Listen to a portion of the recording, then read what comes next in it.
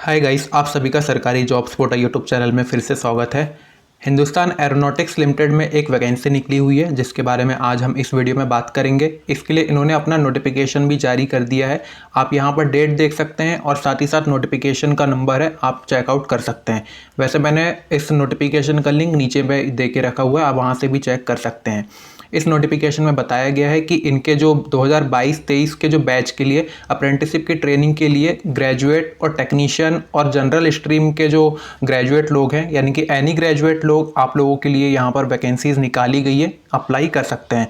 कौन कौन सी ब्रांचेज वाले यहाँ पर अप्लाई कर पाएंगे उसका हम यहाँ पर चार्ट देखेंगे और यहाँ पर एज लिमिट क्या रखी गई है, कैसे आप लोग अप्लाई करेंगे, मैं आप लोगों को स्टेप बाय स्टेप बताऊंगा। और साथ ही साथ आप लोगों को यहाँ पर स्टाइपेंड क्या दिया जाएगा, लास्ट डेट क्या रहेगी, सारी इन्फॉर्मेशन इस वीडियो में कवर होने वाली है।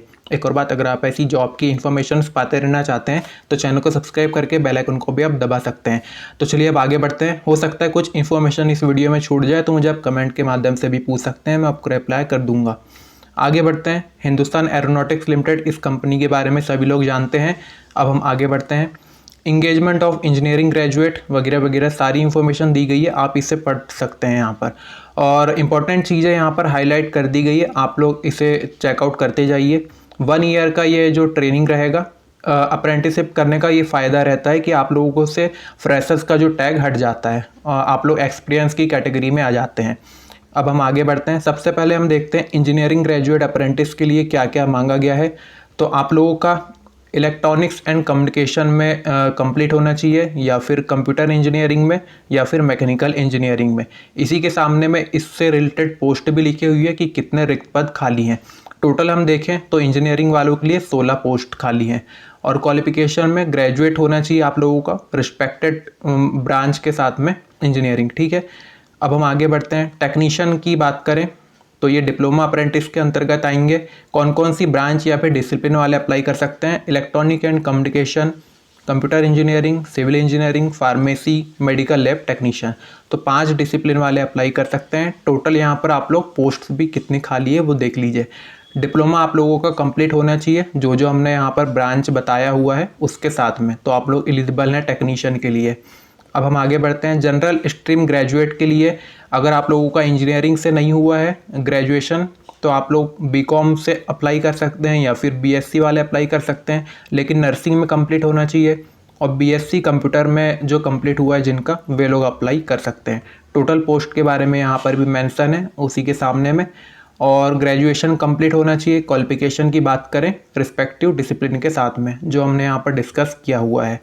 अब हम देखते हैं एलिजिबिलिटी में क्या क्या बताया गया है। तो जो पासिंग डेट जो आप लोगों की 1 जनवरी 2020 के लगभग में होनी चाहिए, यानी कि इस डेट से काउंट की जाएगी। अगर आप लोगों का 2020 के पहले में ग्रेजुएशन कंप्लीट हुआ है तो आप लोग अप्लाई नहीं कर सकते।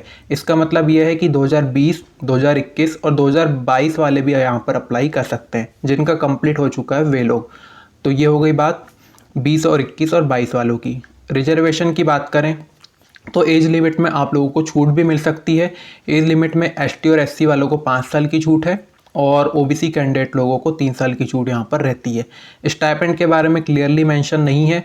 अप्रेंटिसशिप एक्ट 1961 के तहत जो भी आप लोगों का यहाँ पर बनाया गया है रूल्स, उस हिसाब से दे दिया जाएगा। ये डिफरेंट रहेगा आप लोगों का, इंजीनियरिंग वालों को अलग, टेक्नीशियन वालों को अलग, और जो बीएससी और बीकॉम वाले हैं उन लोगों को अलग दिया जाएगा। अब कैसे अप्लाई करना है उस प्रोसेस पर हम जल्दी आते हैं। तो अप्लाई जो है आप लोगों को वॉक इन इंटरव्यू के माध्यम से होगा, ठीक है। 9 तारीख को ये इंटरव्यू की डेट रखी गई है और 9:30 बजे के पहले में पहुंच जाना है। तीनों लोगों के लिए यही डेट है, डिप्लोमा, इंजीनियरिंग या फिर ग्रेजुएट हो आप लोग, जनरल स्ट्रीम्स में सभी लोगों के लिए एक ही डेट रखी गई है।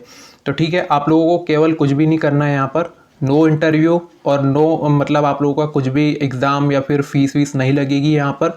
केवल आप लोगों को डॉक्यूमेंट वेरिफिकेशन करवाना है वहाँ पर, जैसे कि यहाँ पर भी मेंशन है certificate verification and submitting the application.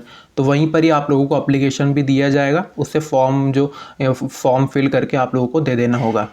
तो वेन्यू कौन सा रहेगा? वॉक इन इंटरव्यू का जो एड्रेस है वो यहाँ पर मेंशन किया गया है। डिपार्टमेंट ऑफ ट्रेनिंग डेवलपमेंट में आप लोगों को जाना होगा। अब हम आगे बढ़ते हैं, कौन कौन से डॉक्यूमेंट्स ले जाने हैं तो वो यहाँ पर मेंशन किए गए हैं। टोटल 5 डॉक्यूमेंट्स है, आधार कार्ड, 10th की मार्कशीट, डिप्लोमा, डिग्री या फिर जो भी आप लोगों का जिससे भी कंप्लीट हुआ है, ऑल सेमेस्टर की जो मार्कशीट रख लेना है, और साथ में प्रोविजनल सर्टिफिकेट रख लेना है, और साथ ही साथ में रिजर्वेशन अगर आप लोग लेना चाह रहे हैं जैसे कि OBC, ST, SC, EWS जो भी कैटेगरी के हैं तो आप लोग जो इसे भी रख सकते हैं। ये अब इफ़ अप्लीकेबल में है, जैसे कि जनरल वालों को नहीं लगेगा तो वो लोग इसे स्किप भी कर सकते हैं। और डॉक्यूमेंट्स फॉर सबमिशन, तो ये आप लोगों को 1 सेट ऑफ फोटो कॉपीज़ रख लेनी है, जेरॉक्स कॉपीज़ ऑल सर्टिफिकेट की, ठीक है, मार्कशीट की, 2 पासपोर्ट साइज फ़ोटोग्राफ रख लीजिए, और कोविड-19 का वैक्सीन सर्टिफिकेट भी रख लेना है। तो ये होगी डॉक्यूमेंट कौन कौन से ले जाने हैं और सबमिशन के लिए क्या क्या लगेंगे उसकी बात। अब हम आगे बढ़ते हैं। तो ये मैंने आपको बता दिया है, कोई भी इंटरव्यू या फिर रिटर्न टेस्ट नहीं लिया जाएगा आप लोगों से। यहाँ पर इन लोगों का ईमेल एड्रेस और नंबर भी लिखा हुआ है, आप चाहें तो इन्हें कॉन्टैक्ट भी कर सकते हैं। यहाँ पर एक और चीज़ है, an email shall be forwarded to short listed candidate. जब आप लोग फाइनली वहाँ पर सबमिट कर देंगे डॉक्यूमेंट 9 तारीख को, जो मैंने डेट बताया हुआ है वहाँ पर जा कर के, तो शॉर्ट लिस्ट कैंडिडेट जो भी होंगे आप लोगों को एक ईमेल भेजा जाएगा। उसके बाद में ज्वाइनिंग की प्रोसेस बाद में उसमें बताई दी जाएगी।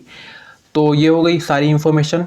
अगर फिर भी कुछ इन्फॉर्मेशन छूट रही है या फिर आप लोगों के मन में कोई क्वेश्चन है तो मुझे आप कमेंट करके भी पूछ सकते हैं। अगर वीडियो अच्छी लगी हो तो लाइक एंड शेयर ज़रूर कर दीजिएगा। अब मिलते हैं आपसे नेक्स्ट जॉब की इन्फॉर्मेशन के साथ, तब तक के लिए गुड बाय।